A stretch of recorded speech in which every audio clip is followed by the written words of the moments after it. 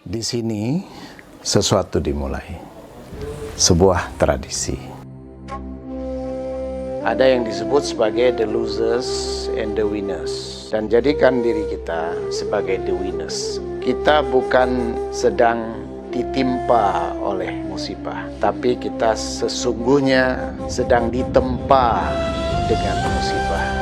Di kreatif, gunakan kesempatan ini sebagai kesempatan untuk kita meningkatkan kemampuan diri, untuk meningkatkan daya saing. Menulis itu bukan soal bisa atau tidak. Menulis itu adalah sebuah tradisi.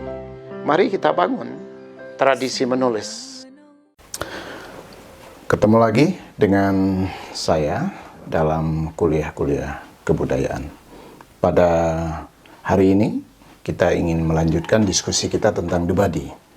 Tubuh manusia, seperti selalu saya katakan, bukan sekedar fakta biologis, tetapi juga fakta kultural. Karena tubuh manusia dikelola, ditampilkan, didefinisikan sesuai dengan konteks sosial budaya yang berlaku di dalam satu masyarakat. Kita mungkin akan bertanya, mengapa masyarakat di Burma misalnya menggunakan gelang di lehernya sampai banyak sekali sehingga menjadikan lehernya panjang, atau masyarakat yang mewajibkan perempuan untuk menggunakan sepatu kayu, ya, itu adalah bagian dari pengelolaan tubuh berdasarkan kebudayaan masing-masing di daerah atau di etnis tertentu, bahkan di satu negara.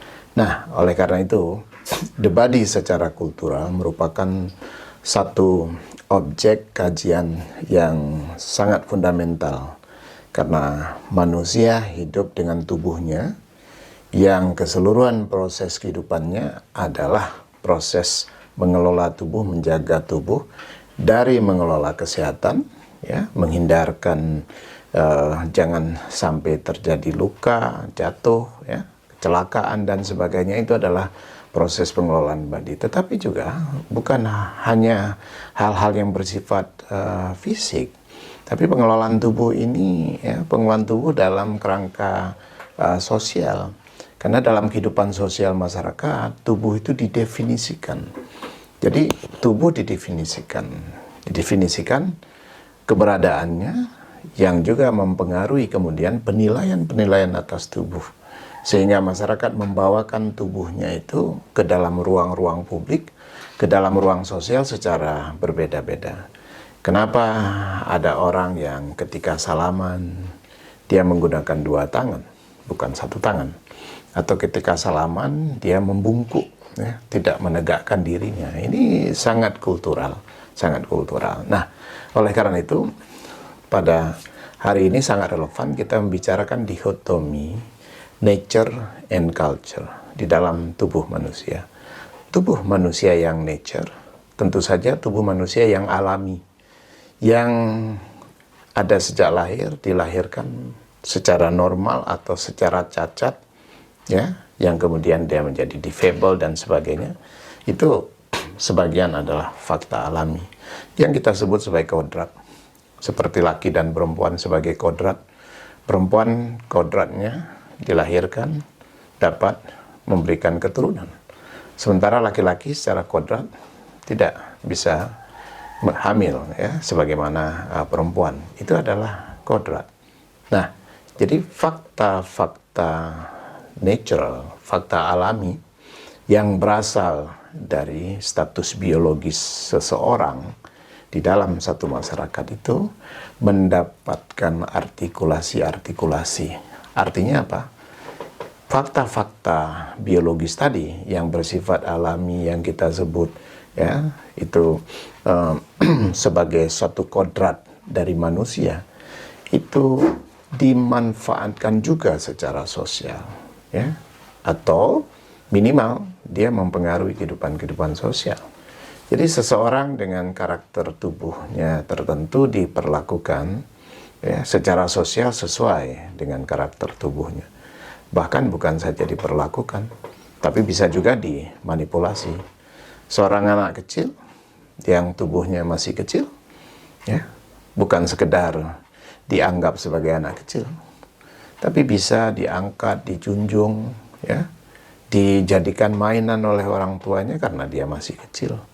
Ketika dia sudah besar, walaupun mungkin dia masih mau diangkat-angkat, tapi ya itu tidak mungkin lagi dilakukan.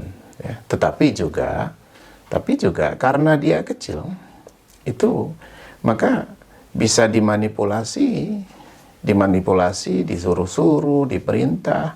Ya, artinya anak kecil itu bukan saja status fisiknya kecil, tetapi sebagaimana orang muda, itu status sosial.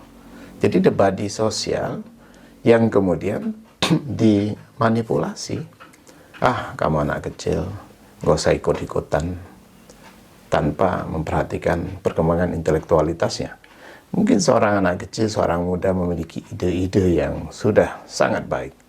Tapi karena dia masih kecil, dia belum diikutkan ke dalam perbincangan orang dewasa. Demikian juga yang terjadi pada perempuan. Karena dia seorang perempuan, sering sekali dikatakan mereka terlibat urusan dapur, urusan domestik. Sehingga perbincangan publik itu tidak dilibatkan. Dalam studi tentang program-program pembangunan di pedesaan, itu rencana pembangunan jembatan di sebuah desa membutuhkan serangkaian rapat, diskusi tentang bagaimana jembatan itu harus dibangun, menggunakan dana apa dan sebagainya. Itu selalu berisi laki-laki.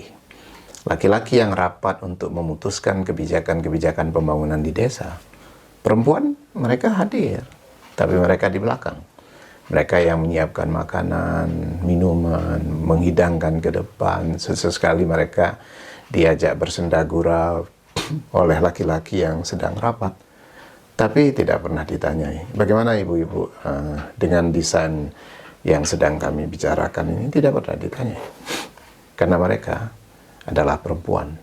Jadi status kodrat seorang perempuan itu dimanipulasi secara sosial, dimanipulasi ya untuk memarginalkan perempuan dari perdebatan publik, karena mereka didefinisikan secara kebudayaan sebagai kelompok orang yang mengurus bertanggung jawab sektor domestik, publik ya, tidak dilibatkan. Inilah dikotomi nature dan culture, di mana di dalam dikotomi itu ya, tubuh menjadi instrumen penting pengelolaan sosial di dalam masyarakat, instrumen penting bahkan juga untuk tindakan-tindakan marginalisasi, bahkan eksploitasi.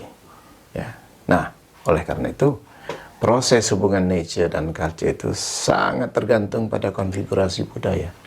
Dalam budaya yang masih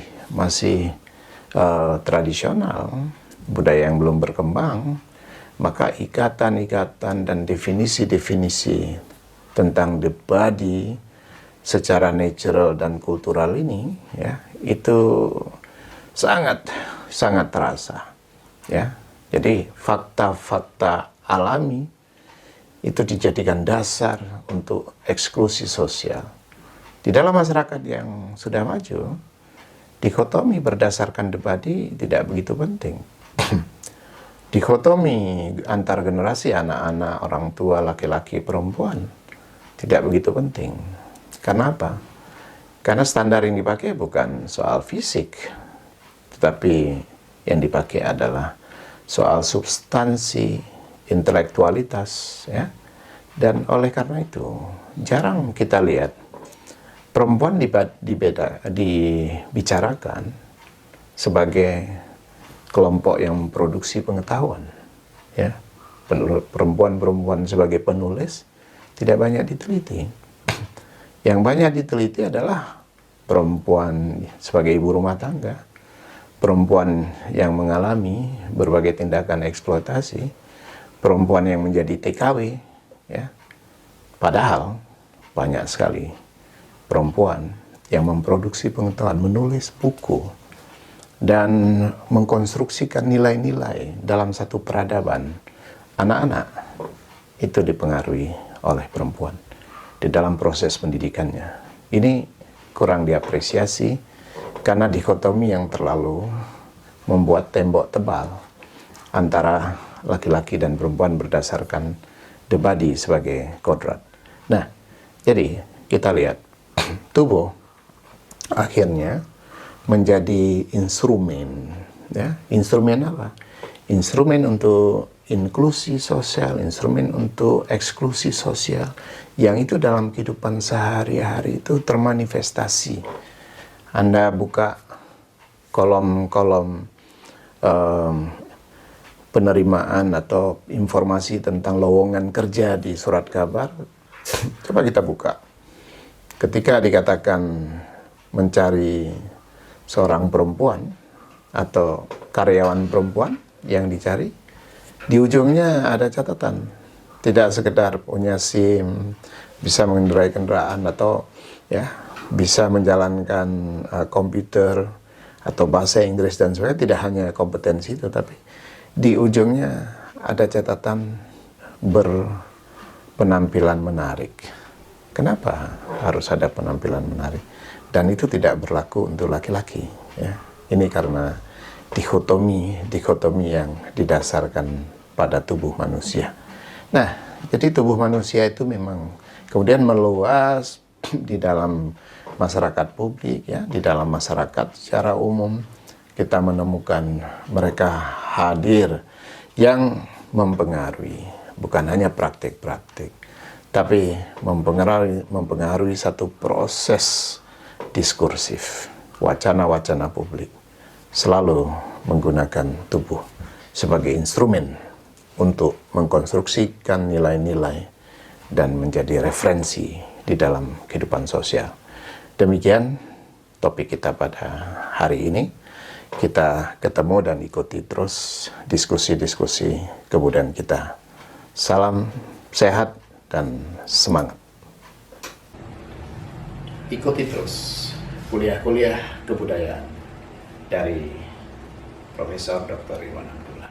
Jangan lupa subscribe, like, dan share. Kenapa? Karena kita membagi ilmu bersama dalam proses produksi pengetahuan. Mari kita bersama-sama mencerdaskan orang banyak. Terima kasih.